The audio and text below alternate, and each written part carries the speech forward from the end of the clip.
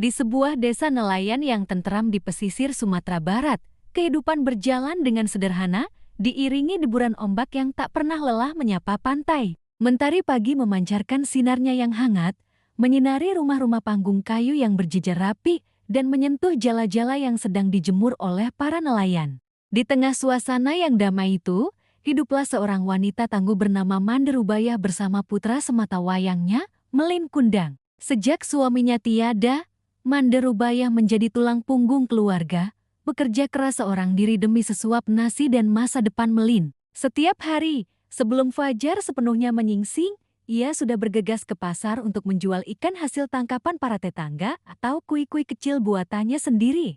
Wajahnya yang teduh selalu memancarkan kasih sayang, meskipun gurat-gurat kelelahan mulai terukir di sana. Ia tidak pernah mengeluh. Baginya, melihat Melin tumbuh sehat dan ceria adalah sumber kekuatan terbesarnya. Desa itu adalah dunia mereka, sebuah dunia kecil yang penuh cinta, meskipun seringkali terasa sempit oleh keterbatasan. Mereka hidup dalam kesederhanaan, namun hati mereka kaya akan harapan.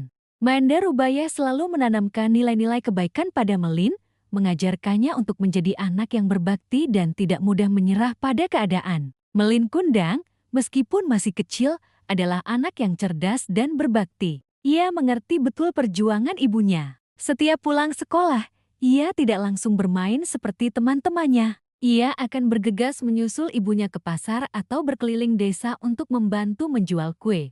Dengan sebuah keranjang kecil di tangannya, ia berjalan dari satu rumah ke rumah lain, menawarkan dagangannya dengan suara yang lantang namun sopan. Kue, kue, kue buatan ibu, anak dan manis, serunya berulang kali. Banyak warga desa yang iba sekaligus kagum padanya. Mereka sering membeli bukan hanya karena kuenya yang lezat, tetapi juga karena ingin membantu anak yang rajin itu. Meski kakinya terasa pegal dan keringat membasahi keningnya, Melin tidak pernah menunjukkan rasa lelah di hadapan ibunya. Ia selalu tersenyum, berusaha membuat ibunya percaya bahwa semua baik-baik saja. Namun, di sela-sela kesibukannya, ada kalanya Melin termenung sendiri di tepi pantai. Matanya menatap jauh ke cakrawala, ke hamparan laut biru yang seolah tak bertepi. Ia memperhatikan kapal-kapal dagang besar yang sesekali singgah di pelabuhan desanya. Kapal-kapal itu datang dari negeri yang jauh, membawa barang-barang yang belum pernah ia lihat dan cerita-cerita tentang dunia luar yang megah. Hatinya dipenuhi rasa penasaran. Ia membayangkan kota-kota besar dengan gedung-gedung tinggi, jalanan yang ramai, dan kehidupan yang jauh berbeda dari desanya yang sunyi. Lautan yang luas itu seolah memanggilnya, membisikkan janji tentang petualangan dan nasib yang lebih baik. Dalam benaknya, dunia di seberang lautan adalah sebuah tempat ajaib, di mana semua mimpi bisa menjadi kenyataan. Suatu sore, setelah selesai membantu ibunya, Melin duduk di beranda rumah panggung mereka, menatap senja yang mewarnai langit dengan jingga keemasan. Manderubaya datang menghampirinya, membawa 2 cangkir teh hangat.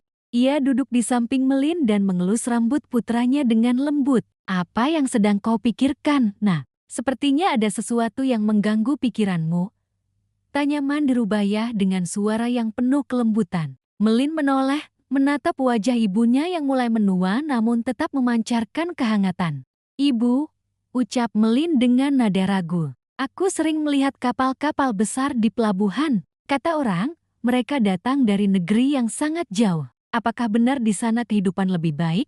Bu, Manderubaya tersenyum tipis. Ia tahu kemana arah pembicaraan putranya. Orang bilang begitu, Nak. Di kota besar, banyak kesempatan untuk mengubah nasib, tapi hidup di sana juga tidak mudah. Persaingannya sangat ketat, jawabnya bijaksana. Melin terdiam sejenak, lalu melanjutkan dengan lebih bersemangat. Tapi aku ingin mencoba, Bu. Aku tidak mau ibu bekerja sekeras ini selamanya. Aku ingin merantau, bekerja keras, dan menjadi orang kaya. Aku ingin ibu hidup senang, tidak perlu lagi berjualan kue sampai larut malam. Hati Manderubaya terasa teriris mendengar ucapan tulus putranya. Ada rasa bangga, namun juga ada ketakutan yang besar akan kehilangan. Melin, kau adalah satu-satunya harta yang ibu miliki. Ibu takut jika kau pergi jauh, bisiknya lirih. Melin menggenggam tangan ibunya yang kasar karena bekerja. Aku janji, Bu, suatu hari nanti, aku akan kembali.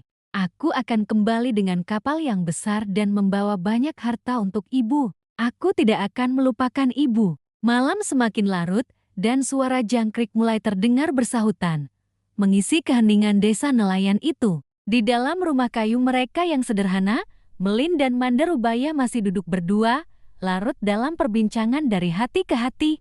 Angin malam yang dingin berembus melalui celah-celah dinding, namun kehangatan kasih di antara mereka mampu mengusirnya. Melin, dengan mata yang berbinar penuh keyakinan, menatap lekat wajah ibunya. Ia tahu betapa besar pengorbanan yang telah ibunya berikan selama ini. Setiap tetes keringat ibunya adalah bukti cinta yang tak terhingga. Rasa bersalah dan keinginan kuat untuk membalas budi bercampur menjadi satu dalam dadanya, melahirkan sebuah tekad yang kokoh.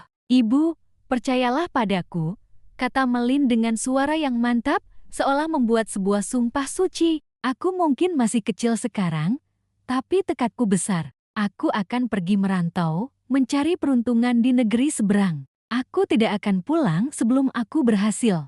Ia kemudian memeluk ibunya dengan erat, seolah ingin menyalurkan seluruh kekuatan dan janjinya melalui pelukan itu. Suatu hari nanti, aku akan kembali sebagai saudagar kaya. Aku akan membangunkan ibu sebuah istana yang megah, lebih besar dari rumah kepala desa. Ibu tidak perlu lagi bekerja. Ibu hanya perlu duduk manis dan menikmati hari tua dengan bahagia. Aku janji, Bu, aku akan membuat ibu menjadi wanita paling bahagia di dunia.